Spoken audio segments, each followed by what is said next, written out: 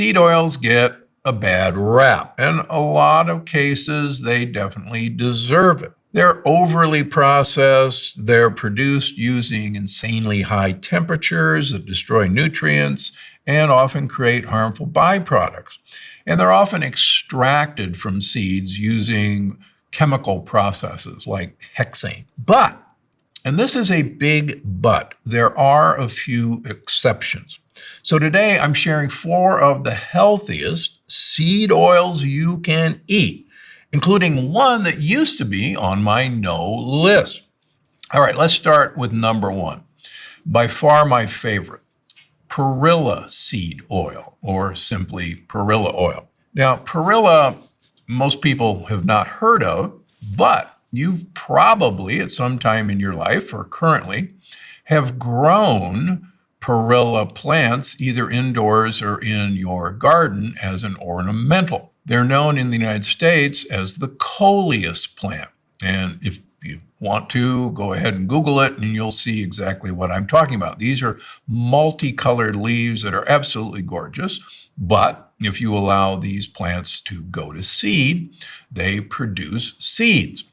And Perilla oil is the number 1 oil in Korea and much of China. It is used for cooking, it is used for everything, and it's usually marketed as organic. So why be interested in Perilla oil? Well, Perilla oil is one of the highest concentrations of a short-chain omega-3 fatty acid called alpha-linolenic acid, ALA for short. Now, it gets really confusing when we talk about short-chain essential fatty acids. So bear with me for a second. We call them essential fatty acids because they are essential. We do not make them, so we have to get them from our environment, from our food. And here's what everybody forgets in talking about the evils of seed oils. So these oils have some omega-3 fats, which are called alpha-linolenic acid, and they have some omega-6 short-chain fatty acids, which are called alpha-linoleic acid.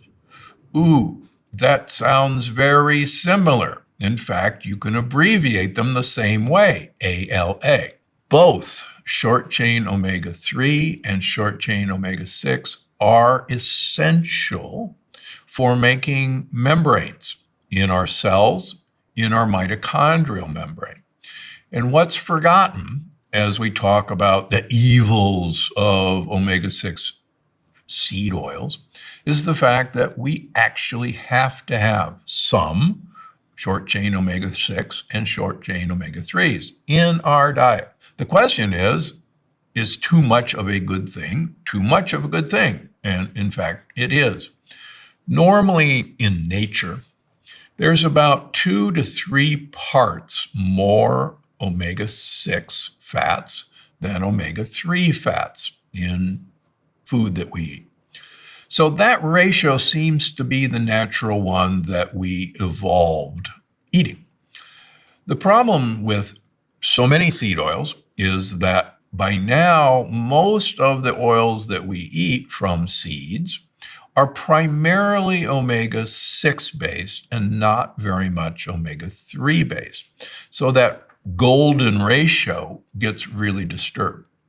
Now, here's the beauty of Perilla oil. Perilla oil is almost exclusively alpha-linolenic acid, the omega-3. Yes, it does have some omega-6, but it's a huge source of alpha-linolenic acid. So what?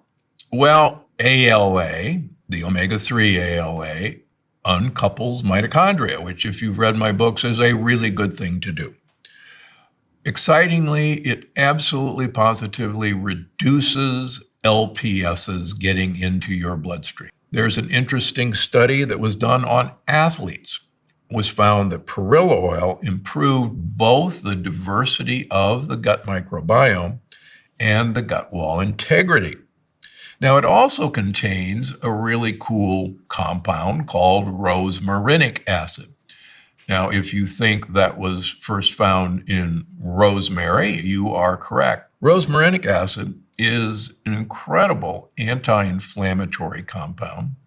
It's actually one of the most impressive anti-inflammatory compounds and anti-allergens that anyone has ever discovered. And it actually produces neuronal growth by improving BDNF production. So rosmarinic acid has been studied for a long time, since looking at this group of individuals in a little town south of Naples, Italy, called Aiuroli. And you may know that the Aiurolians, about 30% of the population of this small town, are over 100 years of age. And what intrigued researchers was that these guys, number one, eat a lot of anchovies, small fish, which are loaded with omega-3, but they chew rosemary leaves all day long. They use it to season their food. They actually gnaw on rosemary, and I actually like raw rosemary for that reason too. But Perilla oil has rosmarinic acid, and if you want to live to a ripe old age, that's a great place to start. So Perilla oil is my number one oil. Now, how do you use it? I tend to use it mixed half and half with olive oil for salad dressings, but it has a really bland flavor. So with my patients who have really bad leaky gut and lots of LPSs in their bloodstream, I just have them use Perilla oil exclusively until I can get their gut back to normal. You can even cook with it. It has a high smoke point. So I saute in Perilla oil as well. Please look for the organic varieties, and they're actually very easy to find. Most of the time you have to go on the internet, but we're starting to see them appear in stores as its popularity increases. So look for Perilla oil, an amazing source of alpha-linolenic acid. Number 2, flaxseed oil. Now, flaxseed is also incredibly rich in alpha-linolenic acid, the omega-3 fat. It's also high in lignans, which are great for hormone balance and antioxidant protection. Now, interestingly enough, studies in animals have shown that flaxseed oil prevents gut damage caused by saturated fat diets. It tames LPS-producing bacteria in our gut, like Bacteroides fragilis. And it encourages good gut buddy growth, all in a single packet. Now, there's an interesting study that I highlighted in my new book, The Gut-Brain Paradox. So mice were fed a high saturated fat diet, but they were supplemented with ALA from either flaxseed oil or Perilla oil. They had reduced inflammation, lower endotoxemia, that's these LPSs getting into their bloodstream, and improved metabolic markers. In other words, they were less insulin resistant, even with a high-fat diet. In some studies, alpha-linolenic acid, the omega-3 fat, has been as effective as metformin, the popular diabetic drug, for improving insulin resistance. So that's a good thing. But it does more than that. There are brain benefits. ALA has been shown to degrade tau proteins. And obviously, you don't want a lot of tau proteins building up in your brain. It's been shown to reduce neuroinflammation. It represses neuronal loss, and studies show it enhances memory and cognitive function. Now, that seems to be a reason that you ought to do it. Here's the problem with flaxseed oil. First of all, flaxseed oil has an interesting flavor that some of my patients find off-putting. The other problem with flaxseed oil is once you open the bottle, you really need to refrigerate it because it really starts to oxidize very quickly and goes rancid very quickly. That makes it fairly inconvenient for a lot of my patients.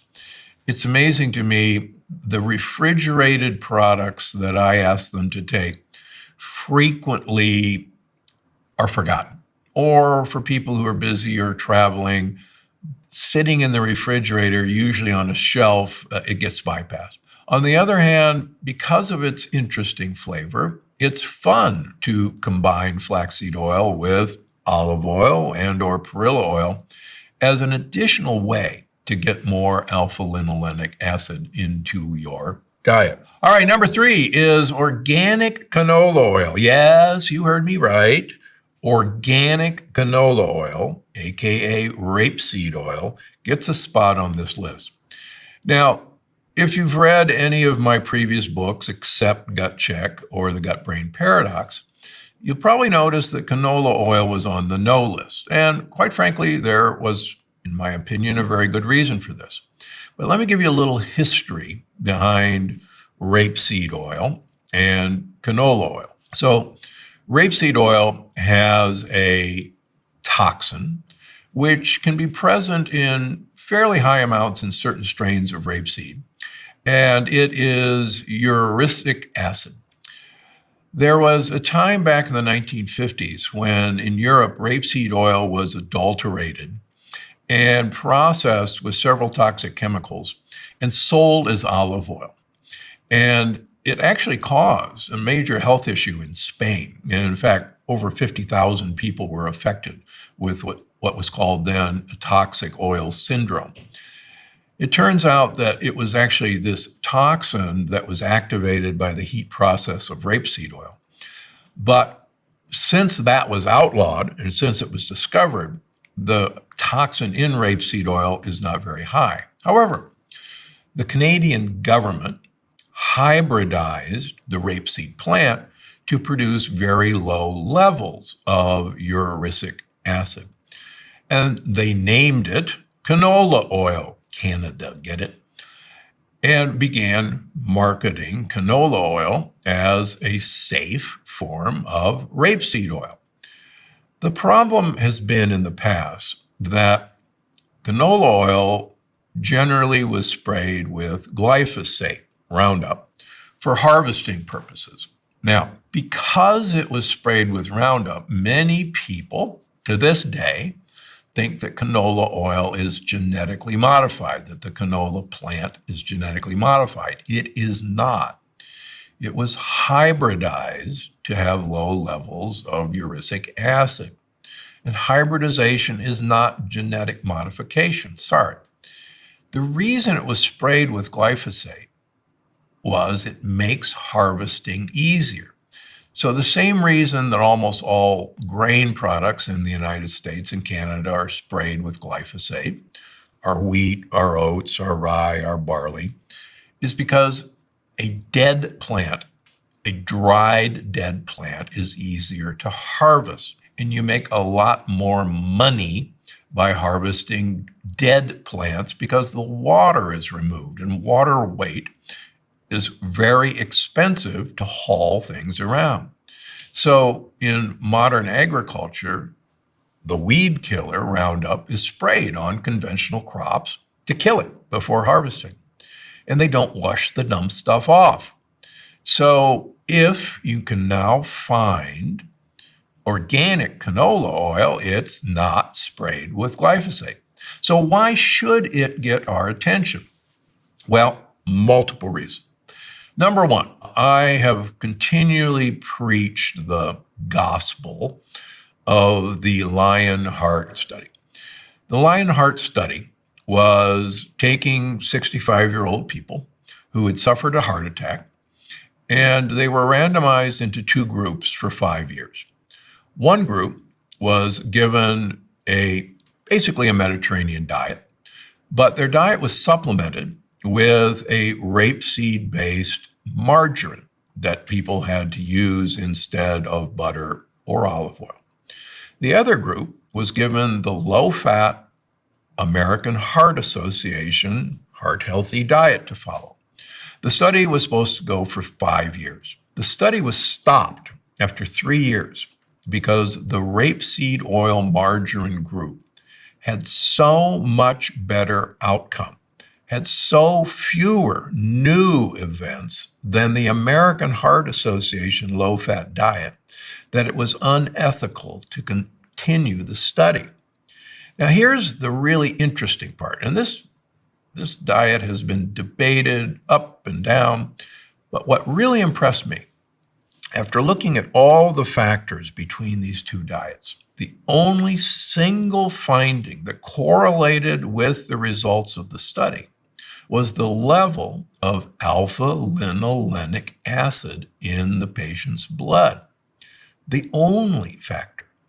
Where did the alpha-linolenic acid come from? You guessed it, it was the rapeseed margarine.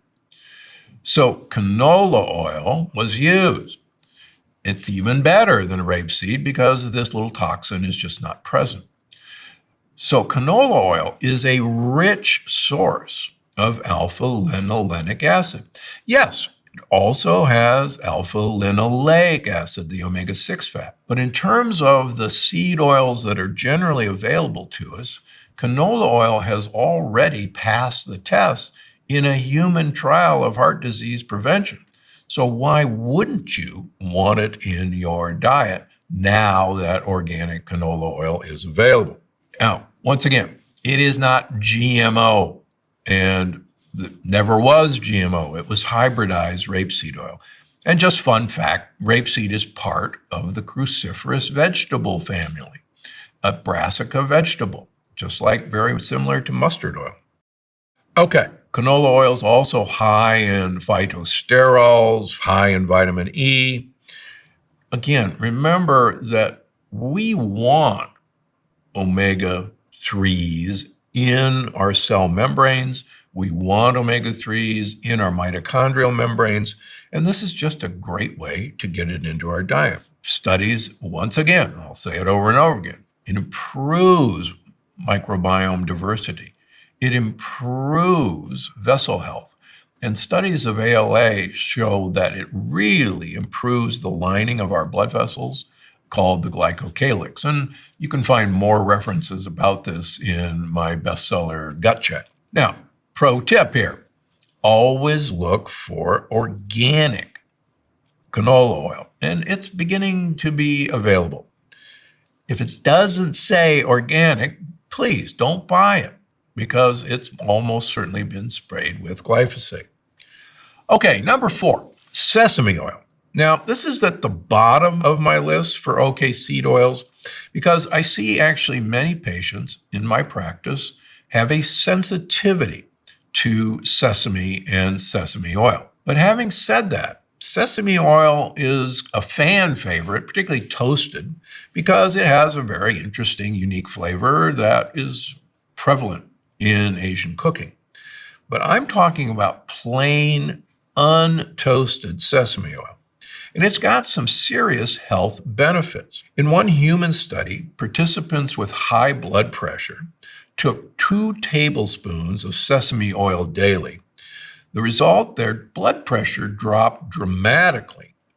And when they stopped the sesame oil, the blood pressure went right back up. Now, we think why it works is because sesame oil does block LPSs, these lipopolysaccharides, from getting through the wall of our gut. And believe me, lipopolysaccharides contribute to inflammation as well as leaky gut. Now, final thoughts.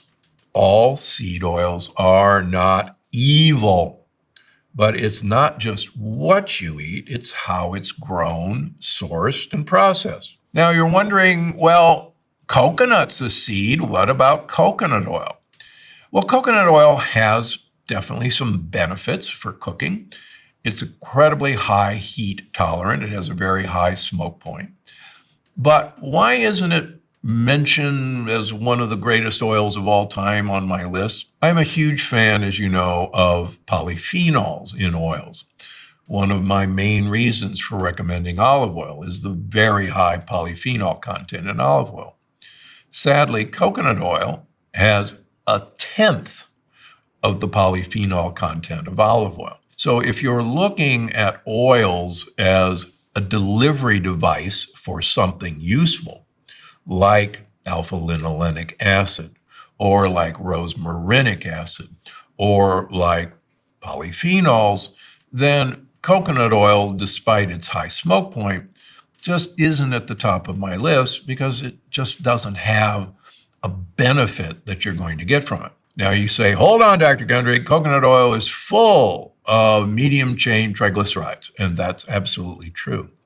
Unfortunately, the vast majority of the medium chain triglycerides in coconut oil are not the ketogenic medium chain triglycerides. And that's why it's not listed as one of my top oils. So my recommendation for brain health, for skin health, for gut health, olive oil, Perilla oil, but flax seeds, sesame, and organic canola oil are all worth your interest, and get them into your regimen. There are healthy seed oils. Get over it and try them out. More amazing episodes just like this one. Watch now.